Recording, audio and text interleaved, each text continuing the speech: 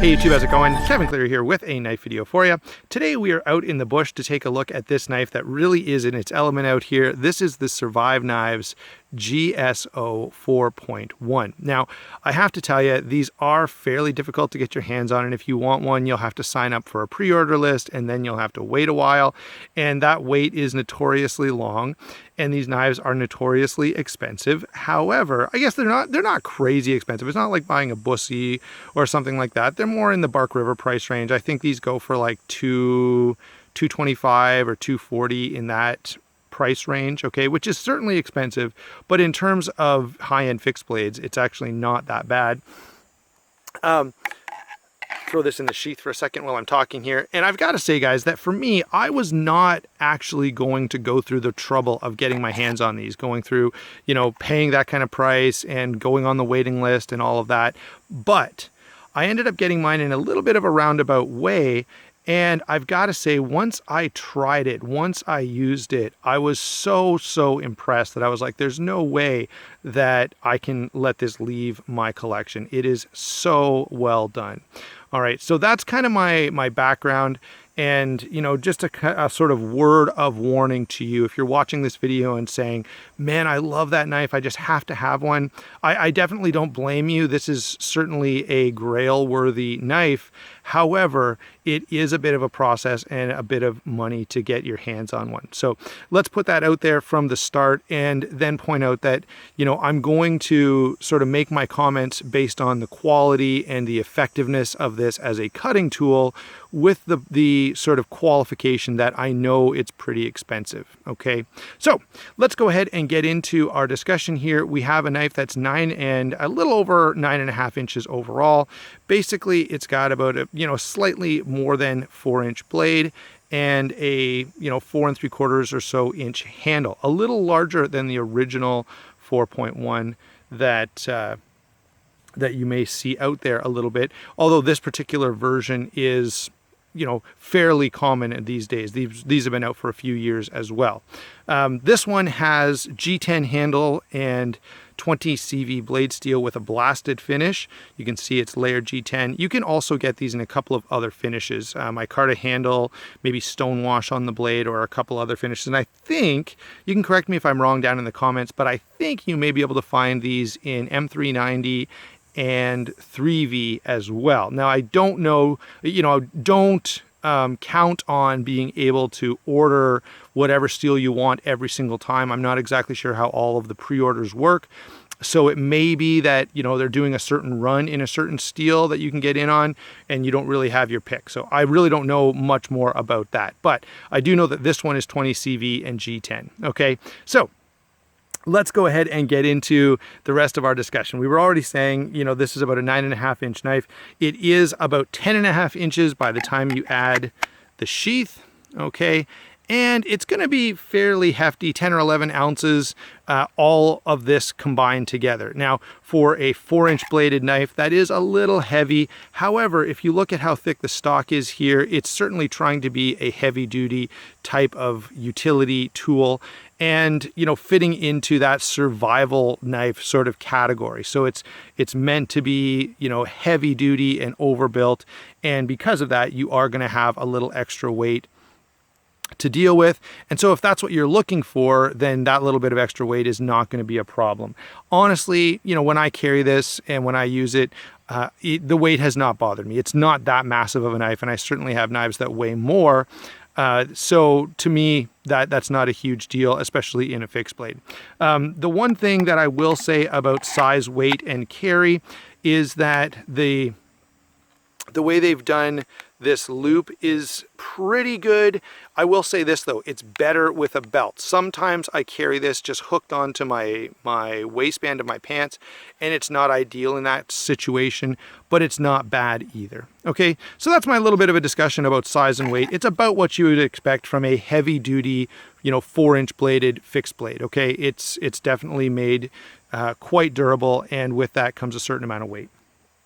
Let's go ahead though and talk about the blade. That's one of the things that I find great about this knife, is the way that they have done this blade. So we have a saber grind here with a blasted finish. We've got fairly thick blade stock, about 3/16 of an inch thick. Sorry guys, I'm trying to keep it focused, but it's not always cooperating very well. I do want to give you a close-up on the blade, so come on, there we go. All right, so now we can see the blade a little better. It is in 20 CV steel. Now let me show you the one thing that to me is really, really neat about this. Notice that it comes to a pretty fine point, and that means it actually is fairly thin behind the edge. It's only 18 thousandths at the edge here. So that's actually pretty thin and pretty slicey. So if you want a knife that's really good at cutting stuff, which generally people do, and certainly I do, this is a great option. Yes, it's got the strength and durability to do all kinds of heavy duty tasks, but it's going to cut into material really well. And that's where I feel like this knife really shines. I've got a couple of sticks here that I can just demonstrate. If I just do sort of a straight push in, you know, it cuts really deeply, really quickly and easily. Now, obviously, if you want to do feather sticks or something like that, you're going to use a different strategy. But because of that thinness behind the edge, it just bites into material so nicely. And that, to me, really makes this stand out as a fantastic offering. The extra utility provided by a knife that really, really cuts well is something that I really look for. So this is honestly, you know, thinner behind the edge than any survival knife that I have. It's thinner than the SE6. It's thinner than the Schrade SCHF 52 with a hollow grind. It's thinner than my Tops Idaho Hunter. You know, nothing else slices as nicely as this knife that I have in my collection. It's comparable to a Bark River. Now, Bark River achieves it a different way. We've had a couple of Bark Rivers on the channel, and I talked about how nicely they bite into material, and that's because of their convex grind. It almost acts like a zero grind. Okay, this doesn't do that, but it's so thinly ground behind the edge that it really, really slices well. And I have to say, I absolutely love that about this knife. So I always feel like I'm harping on balance, and this knife really, really nails it. The blade is a nearly perfect combination of toughness, durability, and utility while still cutting exceptionally well. All right, 20 CV steel is a fantastic steel, high edge retention, high stain resistance, high toughness and durability. It's just a fantastic steel, and executed here, shaped into this blade just wonderfully. And so I've got to say, I love, love, love this blade. It is one of the most perfect examples of a survival knife blade that I have seen, because it so perfectly balances toughness with cutting power. All right, so that's my, that's probably the thing that I love about this blade more than anything else. If you want numbers on that, by the way, I should have given them to you. I've got them here.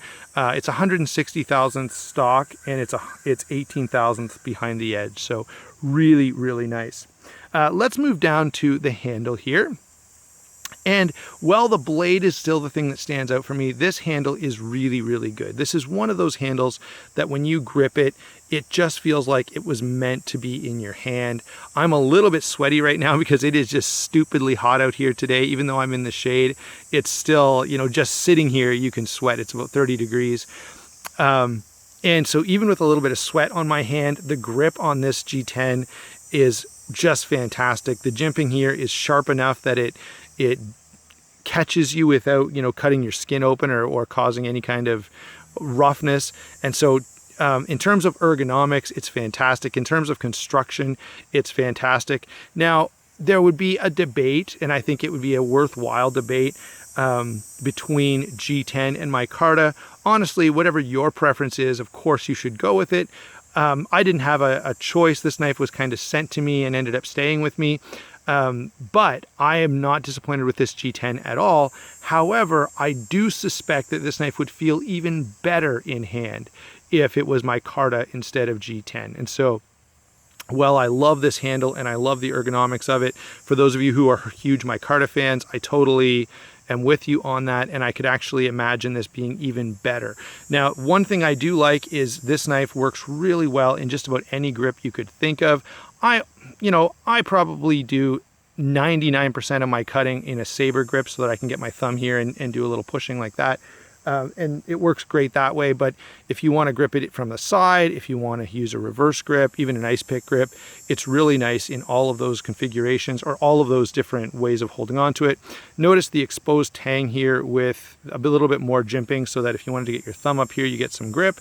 Now it's also, going to work really good as, kind of a blunt force instrument, whether you need to, break open nuts or pound on something or whatever, you've got that ability. The one thing I have to say about the handle that I'm not in love with is the way they've done this lanyard hole. It's neat in that it's hidden, and for me, I wouldn't want a lanyard on this knife necessarily, so it's not the end of the world.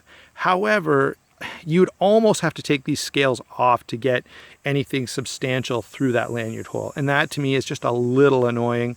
I would prefer to be able to get it through. And I guess you probably could if you ran, maybe a thin string through and then used the thin string to pull something larger like 550 cord or something through there. I think you could do it, but it's definitely going to be a chore to get a lanyard on there. All right, so that's the blade, that's the handle. Let's go ahead and talk about the sheath, which, by the way, I also love in a lot of ways. Okay, so I like the fact that this is a fairly small sheath. Sometimes these bent over sheaths, or sometimes just sheaths in general, get super big, and I don't know why people do that. This one is fairly compact. I will say they have updated. If you've seen some of the videos before, the configuration on the holes here used to be a little bit different. And I know that they've put this here in such a way that it doesn't interfere with getting the knife in and out of the sheath, which is great. However, if I show you how this fits, okay, if you try to flip this way and go to like a scout carry, it doesn't work very well in that configuration at all. I have tried it, and it just, the knife, the weighting is totally off. You need to be able to get this up here, and you just can't do it. So, well, I love everything about how this sheath retains the knife, and certainly in a tip down carry configuration like this, or even if you wanted to use molly webbing and put this upside down or something on a pack or on your backpack strap or something like that, it would work great. The one thing I wish I could do is do a good scout carry with this, and it just can't do it. So that's about my only complaint about this sheath, is it just does not set up well for a scout carry. Otherwise, I'm very, very happy with it. Let's go ahead now and get to a couple of comparisons.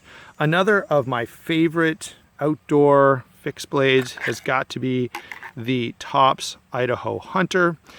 Really, really useful blade shape and fantastic ergonomics. Now, guys, for those of you who are Survive Knives fans, don't get on me too harshly here. I do prefer the ergonomics on the Idaho Hunter. It just feels like it's a part of you. It really does. Both of these have great ergonomics, but the Idaho Hunter is just a little bit better. You can see though, now there's a couple things. Obviously the steel is not going to be the same quality. 20 CV steel is fantastic. So the 1095 on the Tops is not going to hold an edge as well. And you can see there's even a little bit of rust forming on it just because I haven't done much cutting with that portion of the blade. It's just a little bit of light surface rust, so no big deal, just from lack of use. But I do find these very, very comparable knives, and I would be hard pressed if you said, you could only keep one. That would be a really, really tough thing to pick. I do like the way, the Idaho Hunter has done its sheath a little bit more. This knife does, you can loosen this, you can spin this around and put it on a belt, and it's just as rock solid. Okay, so that is one benefit of the sheath here, and I would like to see something like that on the GSO. The other big competitor to this, I would say, would be an SE4 or an SE6. So the SE6 is quite a bit bigger. An SE4 is going to perform very, very similarly to this knife. And, guys, I think there's a legitimate discussion that we could have comparing these two, because, the SE is less than half the price. And are you really getting more than double the performance out of the GSO? Yeah, no, probably not. Okay, so SE4 would be a great competitor to this and would cost you quite a bit less. So we have to say that. Now you are making some sacrifices. Obviously the steel's not as good, the ergonomics are not as good, and the sheath is not as good, okay? It's all workable and it's all absolutely useful. I love my SEs and I use them a lot. And this is one of my favorite all-around knives, but it's not quite as well executed as the GSO. Now let's bring in a couple of budget options, because I know there'll be some of you watching who are like, Kevin, even the SE is way beyond what I want to spend. So here is the Schrade SCHF 52. Now this is bigger, okay? So really the SCHF 51 would be what you'd want to compare to this. But again, you're getting a pretty capable knife. No, the steel's not as good. No, the ergonomics are not as good. No, it's not going to hold an edge as well. But, okay, you know, for, I don't know, $40 or $35 or something like that, the Schrade does offer a pretty compelling option. And thinking of budget friendly but compelling, let's bring in one last comparison, which is probably fairly close. Again, a little bigger, but this is the Cold Steel SRK. This is the SK5 version, so the very, very budget friendly version. Honestly, for, you know, the regular price that an SRK goes for, I would take the GSO over the SK5 or over the SRK. However, this one is a very budget-friendly option. So again, if you're watching this and you're saying, man, you know, that's just way too expensive. Do you have anything that can do a really good job that doesn't cost that much? Yeah, the SK5 or the SRK SK5 is great. And I will put links in the description box to Amazon for these, the SE4, the SRK, and the Schrade. The tops and the GSO are not available on Amazon to my knowledge. If I find the tops, I will put it on as well. All right, so those are some comparisons for you. Basically, the difference is those comparisons, with the exception of the Idaho Hunter, they're just not as refined. They're not as elegant. They're not as just comfortable and easy and natural to use as this. They will get the job done. They absolutely will. But, you know, this is sort of the Cadillac version of getting that job done, and it really, really performs well. Would I recommend this knife? Do I think it's worth the time and energy and the money that it takes to get your hands on one? I absolutely do. Well, saying that, though, I totally get it if you guys are going to say in the comments below, are you crazy? I would never spend that for a survival knife. Da, da, da, da. I get it. I do. But I've got to tell you, you know, this is fantastic. And it's certainly the fixed blade equivalent of, you know, any of the high-end folders that I have reviewed. Thanks for watching. Don't forget to like and subscribe, and we will talk to you soon.